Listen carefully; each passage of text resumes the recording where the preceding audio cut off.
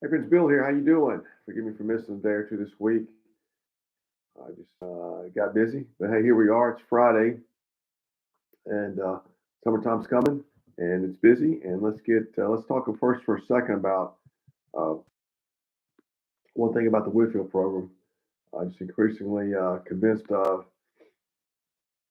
is it really our need to, as a community of people, as a Christian body, we have to have some sense of a renewed concern about the lost, a renewed concern about the lost. We're so preoccupied with ourselves that just naturally as sinners, the guy was telling me a story today about a city, a huge city in India, and I think he was saying this in this particular place where he was at, it was so poor that they would take people who were dying, lay them out in the streets, and the dogs would eat them, something like that. And so I don't know if that's exactly right.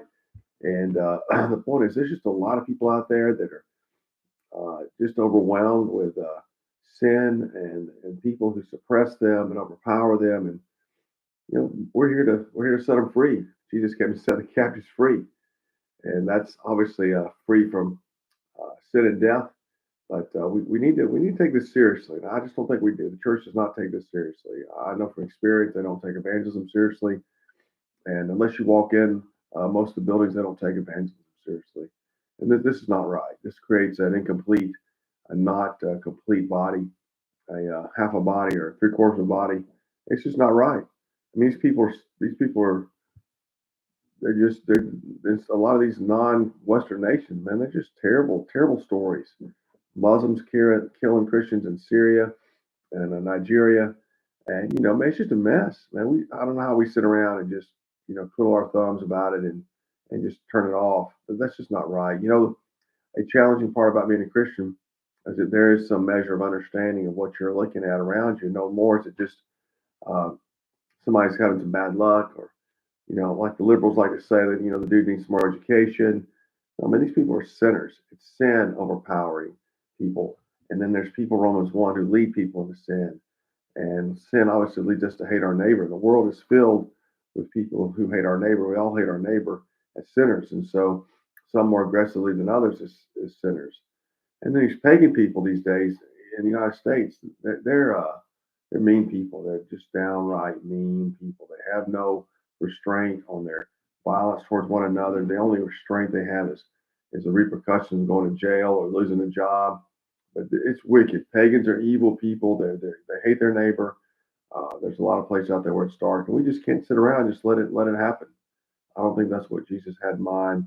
Father surely didn't have that in mind. We sent the Son into the world to bring the light to the world, and we shouldn't have that way either. So why be full time? Why be vocational? To reach people the gospel. I was thinking today that when we start to make these kind of decisions, whether it's a mission trip or serving the church in some way or evangelizing and so forth, we typically look at it from our self-centered perspective, which is kind of it's normal. And then we oftentimes think of the financial implications, either what I'm going to get paid or what's it going to cost me. You know what? When you think about the other people and benefiting the other people, blessing the other people, that's not as big a deal. The money's not as big a deal as it is if you are thinking about yourself. And that's what the church does. We all do it. We think about ourselves, and we fight over things in the church. We fight over this in the church. We fight over that, and some of it's worth fighting for. We have a doctrinal and scriptural uh, orthodoxy to adhere to, beliefs, but most of it is just it's petty. It's what I hear. It's just petty stuff. We're wasting time while these people perish. I just don't think that's what Jesus had in mind. So that's why to start now. That's why to come to the training. That's why to join the Whitfield program. That's why to do an SFOI event. That's why to go with guys like Mason Goodnight's having a training next week in Oregon. And that's why to John Nifford over in Iowa is having an outreach. That's why to do something with somebody, open air campaigners or whoever. That's why to do it. We've got to earn your own.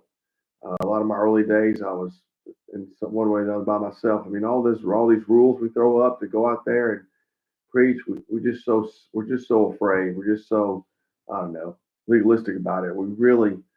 That's the best way to say it. We're legalistic about this kind of thing called evangelism, and so we make a lot of excuses which don't have any merit. And people perish, and their lives are tortured.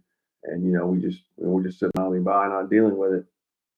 We got to put a change on this. We got to put some pressure on the system to get this fixed. And our pressure is both putting on events and the George Whitfield training. So I want to highly encourage you, man. If you're listening to this, let this be the year to you say, I'm going to do it. I'm going to enter the plan, a program. I want to preach Christ in big cities of the world, and then raise up men out of these big cities to go reach the countryside of these big cities, whatever nation they're in.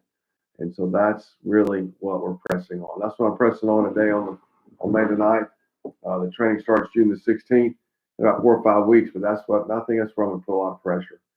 We cannot sit idly by and while people perish in unnecessarily horrible, sinful conditions, and we have to go at least try to rescue them from these situations. And our mission is really to the big city, working in big cities of the world. I think there's probably 100 legitimately big cities of the world. There's not a lot. We can get this done with 100 guys.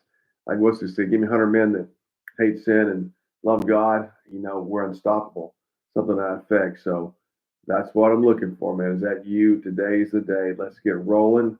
The link to the training's on underneath this video. And so, man, I want to highly encourage you to take your position. Honestly, if I can I started saying when I'm preaching, I want to undermine the confidence sinners have in their unbelief. They have a lot of confidence in their unbelief. In preaching, I want to undermine their confidence. I want them to walk away with their confidence and their false idols shattered, so they won't be the same. And same here with the church. I don't want people in the church to walk away and say, that's just for them. I don't want to do that anymore, man. I really don't want to do it. I think we need to take away people's confidence and their passivity, whatever that might be. I know there's a lot of needs in the church, and this evangelism takes place locally, nationally, internationally. I'm just talking about 100 dudes getting together.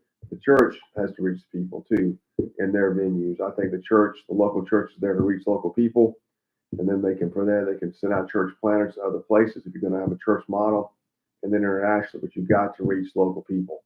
You just can't delegate this and say, well, we're going to send one dude off to some random country, one guy in the middle of 50 million people.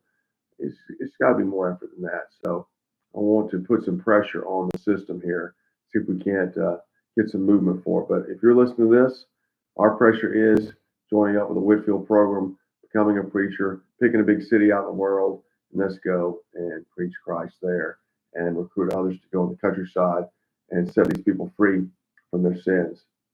Hey, let's talk about some events coming up. Today is Friday the 8th. Slate of the day, 6:44. So we missed quite a few MLB games. I would have to say that unless it's a West Coast start, 7 o'clock, it's gonna be hard to get there. Let's move on. Let's talk about the festivals this weekend. Looks like there's 5 music fests starting today through either tomorrow or Sunday or next week. Jacksonville Funk Fest, Metropolitan Park in Jacksonville, Midwest Music Fest, La Crosse Center in La Crosse, Wisconsin, Palm Tree Festival, Hawaii, Turtle Bay Resort, Kahuku, Hawaii, Seismic Spring, the Concourse Project, Austin, Texas, Woods Festival, Sycamore Ranch, Browns Valley, California, Little Stevens Underground Garage Cruise Ship in Miami and Nassau, Bahamas. Tomorrow, it looks like they got some NHL games, 3.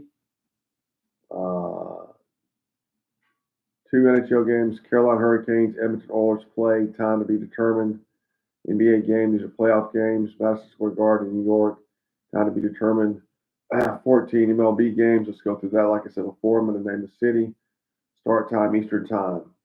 Washington, D.C., 4:05. Pittsburgh, Sacramento, California, that's the Athletics, 4:05. Tampa, Florida, 4:10 start. Detroit, Cleveland, 6:10 starts. Houston, Kansas City, Chicago at White Sox Stadium, right field, 7:10 start. And Flushing, New York, which is the Met Stadium. Minneapolis, 7:15 start. 8:10 start. Phoenix, Denver.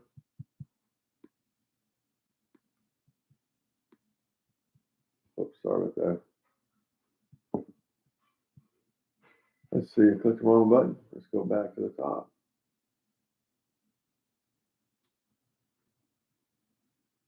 And then Anaheim, California tomorrow, 9:38 p.m. start. In Seattle, 9:40. Sunday, couple pages. MLS games. These are MLS cities. Chicago, 11:30 a.m. start. St. Paul, Toronto, 1:30. Cincinnati, the Bronx, that's at Yankee Stadium. Harrison, New Jersey. Orlando, Florida. Chester, Pennsylvania, that's near Philadelphia. 4:30 p.m. start.